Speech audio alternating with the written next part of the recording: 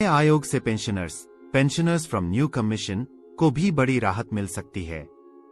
वर्तमान में 9,000 रुपये मिलने वाली न्यूनतम पेंशन मिनिमम पेंशन में 186% की वृद्धि के बाद यह 25,740 रुपये तक हो सकती है। हालांकि सरकार की ओर से इस पर कोई आधिकारिक बयान ऑफिशियल स्टेटमेंट नहीं आया है। National council of joint consultative machinery NCJCM ने 8वें वेतन आयोग 8th पे कमीशन की मांग करते हुए ज्ञापन सौंपा है।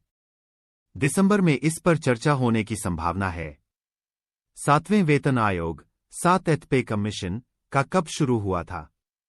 7वें वेतन आयोग की सिफारिशें 2016 में लागू हुई थीं, जिसमें कर्मचारियों और पेंशनर्स के वेतन, भत्ते और पेंशन में कई सुधार किए गए थे। यदि 8वां वेतन आयोग लागू होता है तो इसका सीधा असर केंद्र सरकार के 1 करोड़ से अधिक कर्मचारियों और पेंशनर्स पर पड़ेगा। क्या हो सकता है फायदा? न्यूनतम बेसिक सैलरी 18,000 रुपये से बढ़कर 51,480 रुपये। पेंशन 9,000 रुपये से बढ़कर 25,740 रुपये।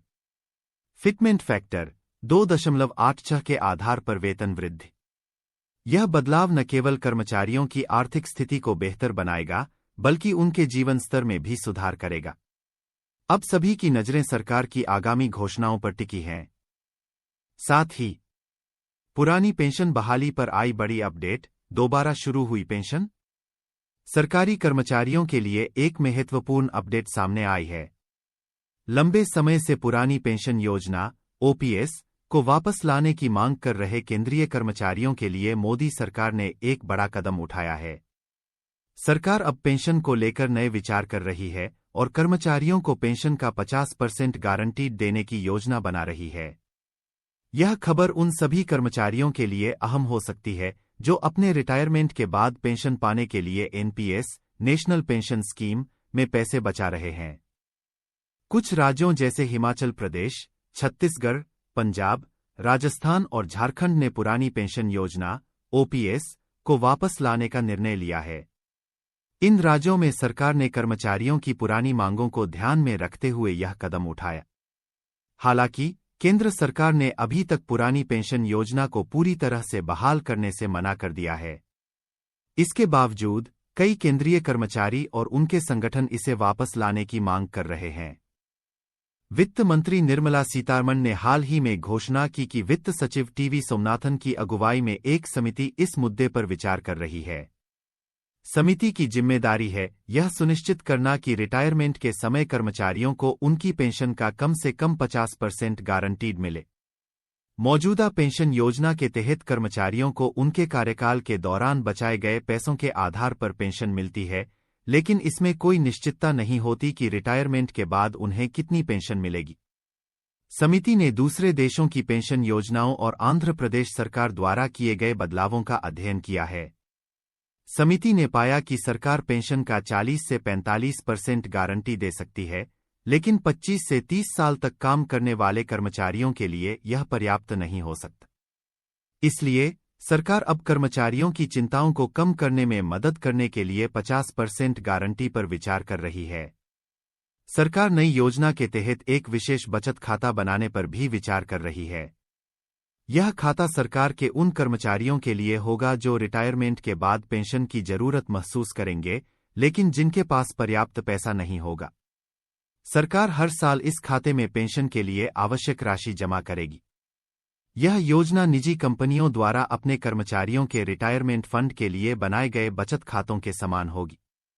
इस योजना का मुख्य उद्देश्य यह सुनिश्चित करना है कि सभी रिटायर कर्मचारियों को पेंशन मिले, भले ही उनके NPS खाते में पर्याप्त राशि न हो। हर साल सरकार इस खाते की जांच करेगी और तय करेगी कि कितने पैसे की जरूरत है। टाइम्स ऑफ इंडिया की एक रिपोर्ट के अनुसार सरकार के अधिकारियों का कहना है कि जो कर्मचारी 25 से 30 साल तक सरकारी नौकरी करते हैं, उन्हें NPS के तहत वैसा ही पैसा मिल रहा है जैसा कि पुरानी पेंशन योजना OPS के तहत मिलता था।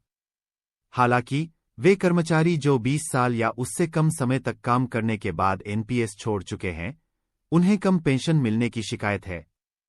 नई योजना से उन कर्मचारियों को भी फायदा मिलेगा जो लंबे समय तक काम करने के बाद रिटायर हो रहे हैं। इस योजना से सरकार यह सुनिश्चित करेगी कि रिटायरमेंट के बाद कर्मचारियों को उनकी पेंशन की चिंता न हो। पुरानी पेंशन योजना को वापस लाने की मांग अब केंद्र सरकार के विचार में है। सरकार नए विकल्पों पर विचार कर रही है, जिसमें कर्मचारियों को पेंशन का कम से कम 50% गारंटीड मिलना शामिल है। यह कदम कर्मचारियों के लिए एक बड़ी राहत हो सकता है, क्योंकि इससे उनकी पेंशन सुरक्षा सुनिश्चित होगी। हालांकि अभी तक ओपीएस को पूरी तरह से बहाल करने पर कोई ठोस फैसला नहीं हुआ है, लेकिन सरकार की नई योजना कर्मचारियों के भविष्य को सुरक्षित करने की दिशा में एक महत्वपूर्ण कदम है। सरकारी कर्मचारियों के लिए यह एक महत्वपूर्ण समय है और आने वाले महीनों में इस मुद्दे पर और भी बड़े निर्णय लिए जा सकते हैं। एक और महत्वपूर्ण घोषणा जो कि सरकारी पेंशनर्स के लिए की गई है, वह है फैमिली पेंशन पर कर छूट की सीमा को 15,000 रुपये से बढ़ाकर 25,000 रुपये कर देना। यह वृद्धि फैमिली पेंशन प्राप्तकर्ताओं को अतिरिक्त राहत प्रदान करेगी, जिससे उन्हें अपनी पेंशन से कर योगदान में कमी लाने का अवसर मिलेगा। फैमिली पेंशन क्या है? फैमिली पेंशन वह वित्तीय सहायता है जो किसी सरकारी कर्मचारी के निधन के बाद उसके परिवार को प्रदान की जाती है। इसमें मृतक कर्मचारी की विधवा, विधुर या आश्रित बच्चे शामिल होते हैं, जिन्हें इस धनराशि के माध्यम से जीवनयापन की सहायता मिलती है। केंद्रीय कर्मचारियों सेंट्रल एम्प्लॉयज को वर्तमान में न्यूनतम basic salary minimum basic salary 18,000 रुपये मिल रही है। नए साल में केंद्र सरकार कर्मचारियों सेंट्रल गवर्नमेंट एम्प्लॉयज को बड़ा वेतन लाभ दे सकती है। चर्चा है कि यह न्यूनतम बेसिक सैलरी 18,000 रुपये से बढ़कर 51,480 रुपये हो सकती है। इसके साथ ही सरकार 8वें वेतन आयोग 8th पे कमीशन को लागू करने के लिए पूरी तरह से योजना बना रही है। 2025 को कर्मचारियों को कभी भी खुशखबरी मिल सकती है। वहीं आपकी जानकारी के लिए बता दें कि 2016 को जब 7वें वेतन आयोग लागू हुआ तो उसक 4 साल बाद केंद्रीय कर्मचारियों 8वें वेतन आयोग की मांग कर रहे हैं। अब कर्मचारियों को 2025 को खुशखबरी मिल सकती है। अगर ऐसा होता है तो सैलरी के कैलकुलेशन में उपयोग होने वाला फिटमेंट फैक्टर भी बढ़ जाएगा, जिससे सैलरी में स्वाभाविक रूप से बढ़ोतरी होगी। हालांकि 8वें वेतन आयोग को लेकर अभी तक कोई आधिकारिक घोषणा नहीं हुई है। 18,000 रुपये न्यूनतम सैलरी। फिलहाल केंद्रीय कर्मचारियों को 7वें वेतन आयोग 7th pay commission to central government employees के तहत 18,000 रुपये की न्यूनतम basic salary minimum basic salary मिल रही है।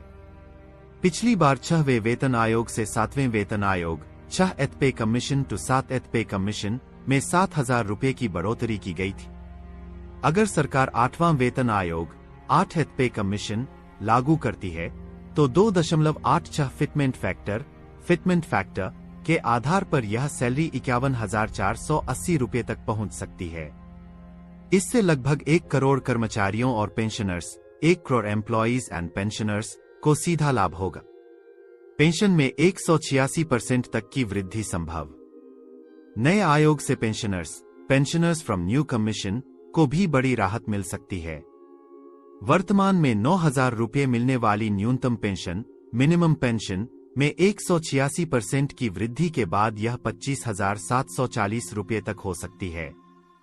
हालांकि सरकार की ओर से इस पर कोई आधिकारिक बयान ऑफिशियल स्टेटमेंट नहीं आया है।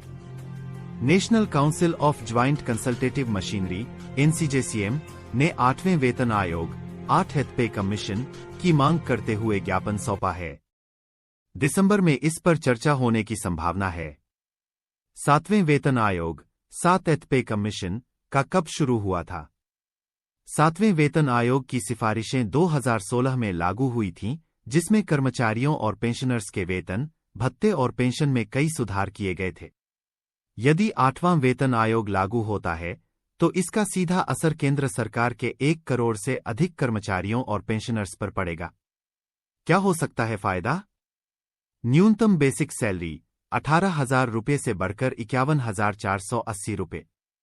पेंशन 9,000 रुपये से बढ़कर 25,740 रुपये। फिटमेंट फैक्टर 2.86 के आधार पर वेतन वृद्धि। यह बदलाव न केवल कर्मचारियों की आर्थिक स्थिति को बेहतर बनाएगा, बल्कि उनके जीवन स्तर में भी सुधार करेगा। अब सभी